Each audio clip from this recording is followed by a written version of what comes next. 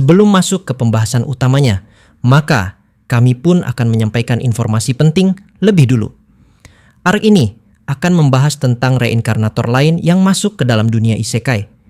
Atau dengan kata lain, lawan dari Ryo kali ini adalah manusia dari dunia nyata yang masuk ke dalam dunia isekai jauh sebelum kedatangan dari Ryo. Jadi, cerita seperti ini tidak bisa di-skip. Karena kalau di-skip bakalan jadi plot hole besok. BTW, reinkarnator itu baru akan diperkenalkan besok. Sedangkan video ini isinya adalah tentang kisah lanjutan dari Sharvie. Dia adalah salah satu anggota dari kelompok penting yang akan jadi lawan Ryo di akhir. So, jika kalian tertarik, silahkan kalian tonton video ini sampai habis. 10 Layer Ice Wall Package. Lapisan pelindung transparan berdiri mengelilingi mereka, dan para pegawai Gecko yang sudah terbiasa melihatnya kini tidak lagi kaget menghadapi benteng sihir tersebut. Ryo kemudian melaporkan secara singkat kepada Max. Ada 10 orang yang mendekat, termasuk ketiga buronan dari Landewi. Mendengar itu, Max langsung mengambil langkah cepat, berjalan menyusuri barisan depan sambil mengatur strategi pertahanan dengan instruksi rinci kepada para pengawal. 20 menit setelah kafilah Gecko menuruni dasar sungai kering, rombongan berjumlah 10 orang yang sebelumnya terdeteksi Ryo akhirnya melintas. 4 orang duduk di kursi kusir 2 gerobak, masing-masing berpasangan, sementara 4 lainnya berjalan di samping sebagai pengawal. Dengan begitu, tersisa 2 orang yang kemungkinan besar bersembunyi di dalam gerobak. Ryo mengamati mereka penuh kewaspadaan, berhati-hati agar tatapannya tidak menimbulkan kecurigaan. Dari ekspresi lelaki di kursi kusir gerobak terdepan, jelas mereka menyadari bahwa target sudah lebih dulu turun ke dasar sungai. Mereka terlambat, kalah langkah.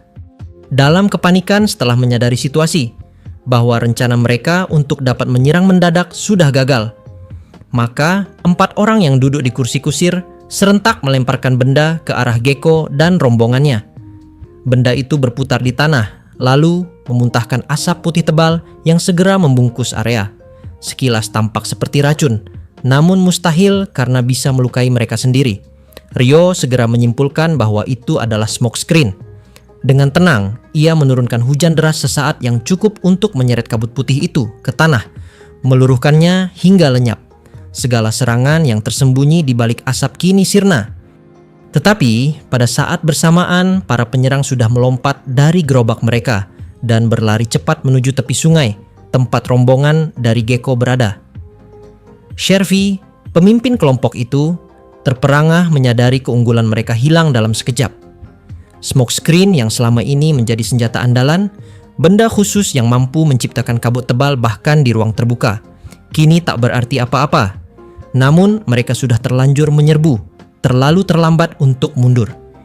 Ia segera mengarahkan pandangan ke tengah kerumunan dan menemukan sosok Gecko, target utama mereka.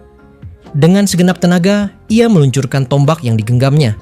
Namun bunyi benturan keras terdengar, menandakan adanya penghalang tak kasat mata. Tombak itu terpental sebelum mampu mengenai sasaran. Sharvie tak berhenti. Ia berlari semakin dekat, menerobos pedang-pedang pengawal yang menghadangnya, menghindar dari tebasan dan menebas tangan-tangan yang menghalangi. Dari sudut matanya, ia menyadari satu persatu anak buahnya jatuh. Laporan yang ia terima terbukti keliru. Kekuatan kelompok Gecko jauh melebihi yang dilaporkan.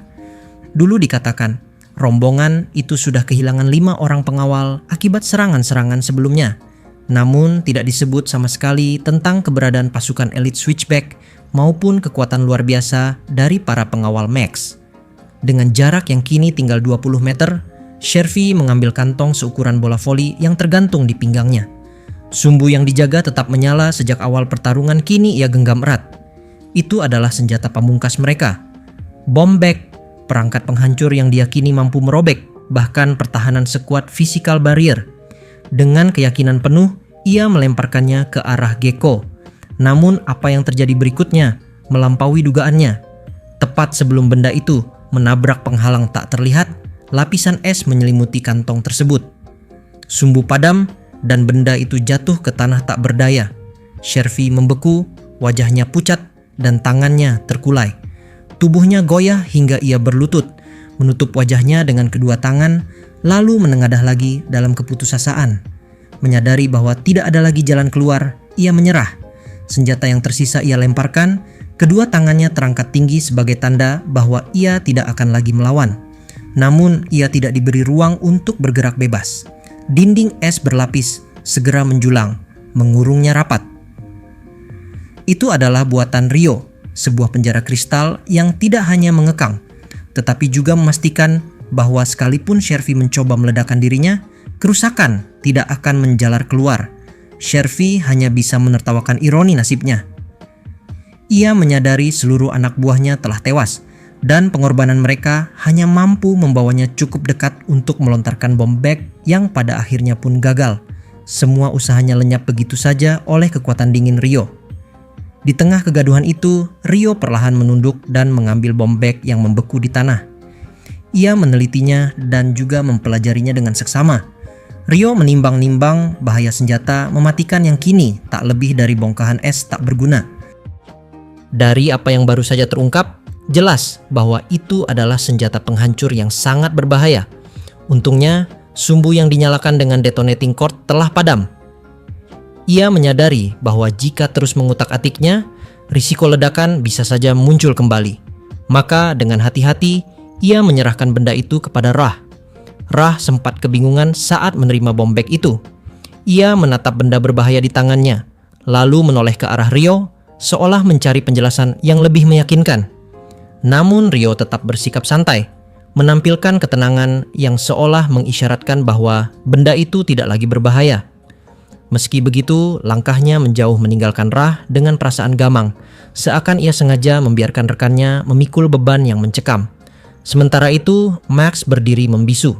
Tatapannya terpaku penuh kebencian pada Shervy, sang pemimpin penyerang yang kini terkurung di balik ice wall. Situasi sempat menegang hingga akhirnya Gecko datang menghampiri. Dengan tenang, ia menilai keadaan. Ia memastikan bahwa seluruh korban luka sudah ditangani. Syukurlah, tidak ada yang tewas maupun terluka parah, dan kondisi mereka dapat dipulihkan hanya dengan ramuan penyembuh.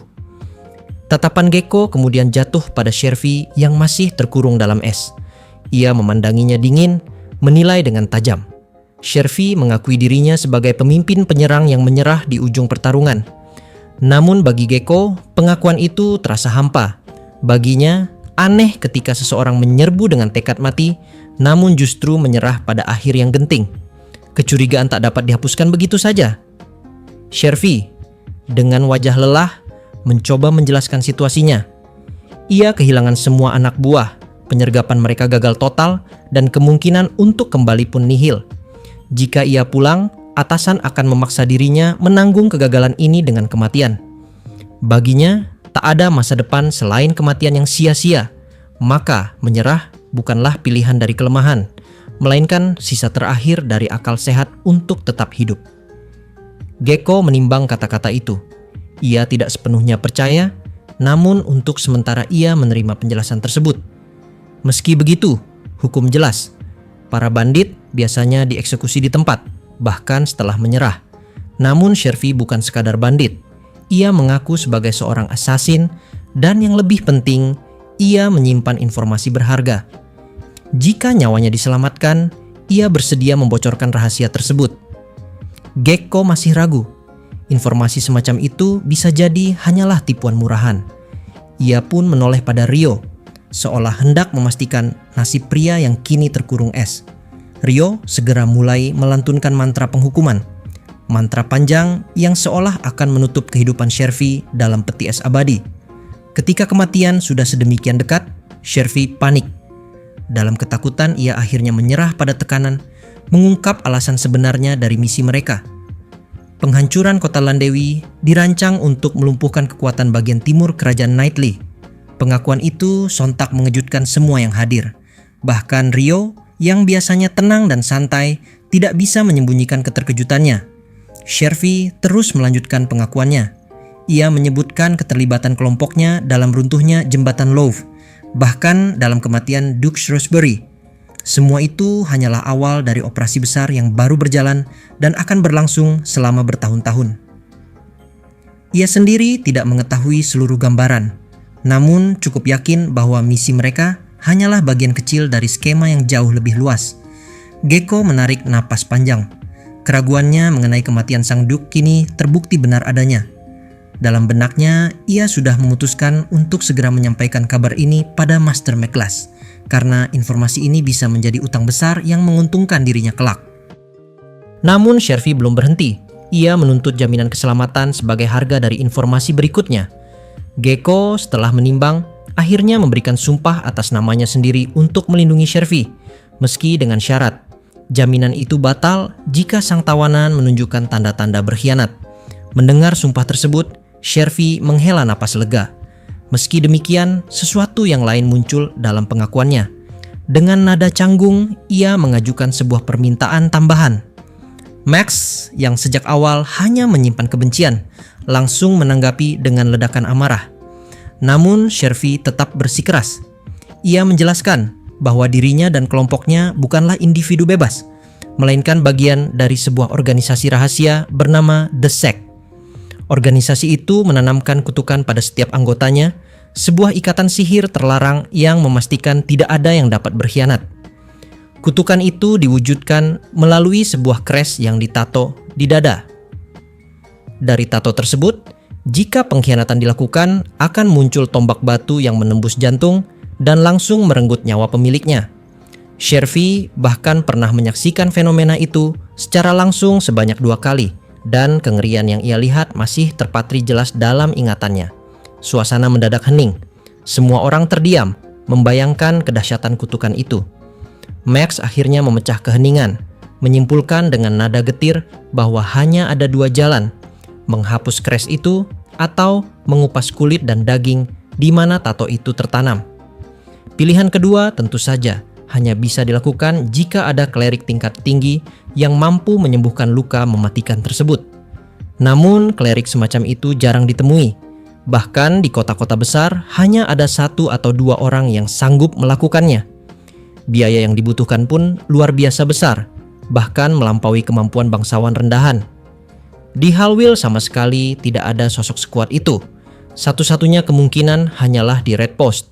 Dengan demikian, meski Shervy kini resmi menjadi tawanan, kelompok Gecko sadar bahwa hidupnya dan informasi berharga yang ia simpan sepenuhnya tergantung pada perjalanan mereka berikutnya. Sayangnya, kabar buruk segera datang. Hirak Jariga dari Red Post, sosok yang seharusnya menjadi satu-satunya harapan untuk memutus kutukan itu, ternyata sedang berada di ibu kota kerajaan. Dengan demikian, mustahil bagi Shervy untuk segera mendapatkan pertolongan. Wajah sang asasin segera meredup, menampakkan keputusasaan yang sangat jelas. Hal itu wajar saja, sebab meski ia telah memilih menyerah, semua akan sia-sia bila kutukan yang melekat padanya tidak segera disingkirkan.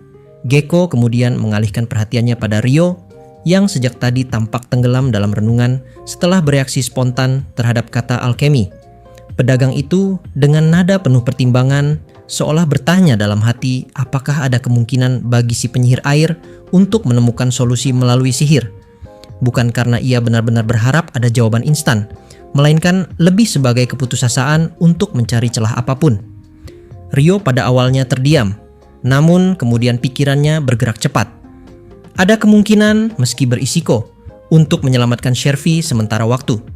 Bukanlah sebuah penyembuhan mutlak, melainkan sebuah cara untuk menunda kutukan itu mengeksekusi jantung sang asasin. Ia mulai membayangkan bentuk perlindungan menggunakan es, sebuah membran tipis yang bisa membungkus jantung atau menutupi tato kutukan di dada. Dengan begitu, bahkan jika tombak batu dari kres itu muncul, jalurnya akan terhalang, setidaknya cukup untuk menunda kematian. Ketika gagasan itu terlintas, Gecko langsung menanggapinya dengan penuh minat. Sang pedagang jelas-jelas memiliki keinginan kuat untuk mempertahankan hidup Shervy. Bagi Gecko, nyawa seorang asasin bukan hanya sekadar korban musuh, melainkan potensi modal manusia yang bisa dimanfaatkan.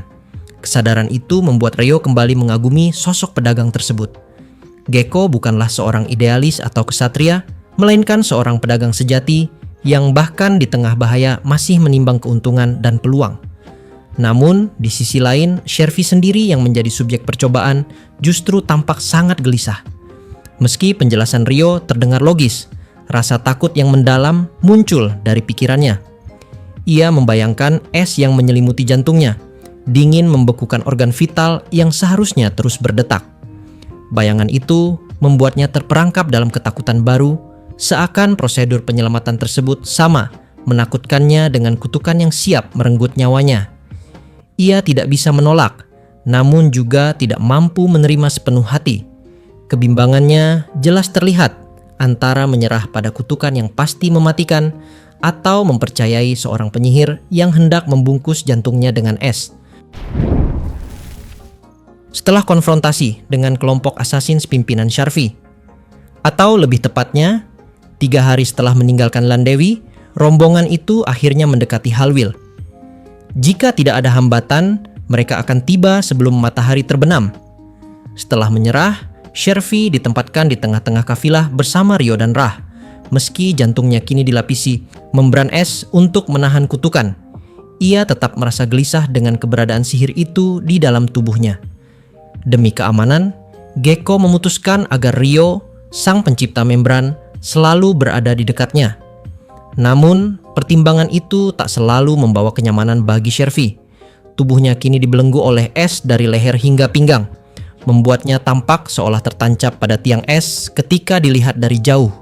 Tangan-tangannya terkunci rapat di belakang punggung, membatasi setiap gerakannya.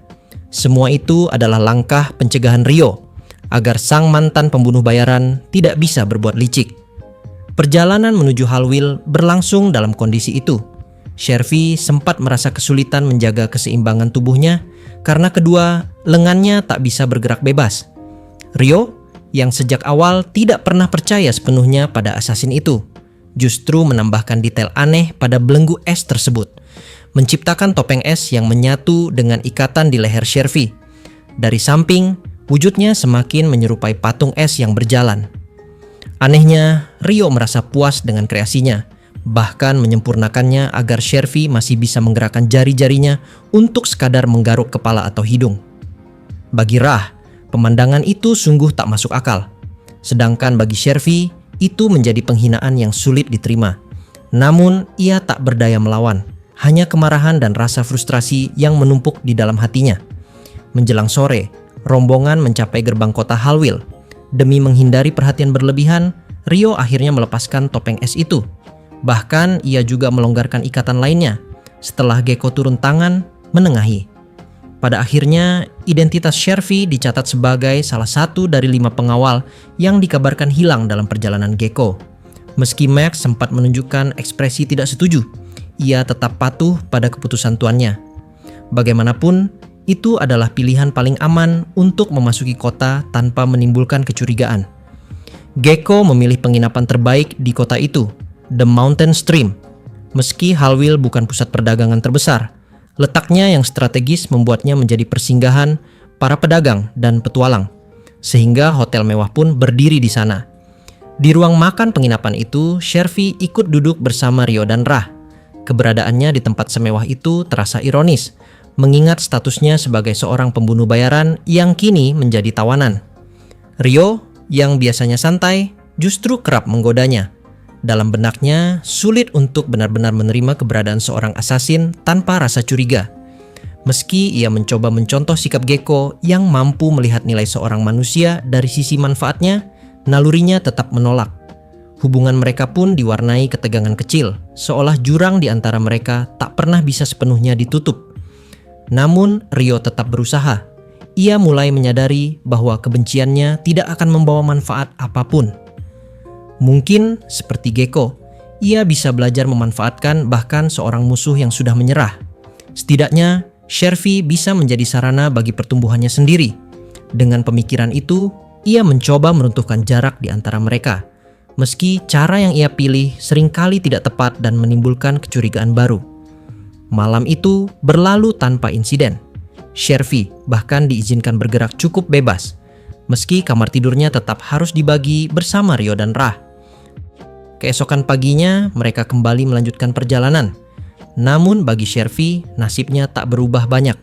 Tubuhnya kembali dibelenggu oleh es, dari leher hingga pinggang. Dari kejauhan, ia masih tampak seperti pria yang dipaksa berjalan dengan tombak es menusuk tubuhnya. Rio sendiri bahkan sempat mencoba cara baru, menciptakan kereta sihir dari es untuk mengangkut Shervy, seolah menjadikannya bagian dari pameran aneh yang bergerak di jalan raya. Pemandangan itu tentu saja menarik perhatian semua orang yang berpapasan dengan kafilah mereka.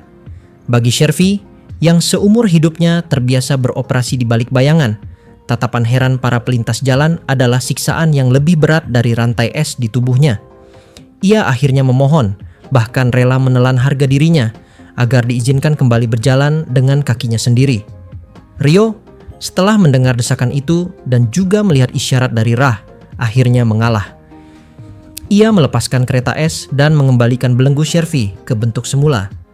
Sejak saat itu, sang asasin berjalan tanpa mengeluh lagi, memilih diam dan menerima penghinaan ini sebagai takdir sementara demi mempertahankan hidupnya.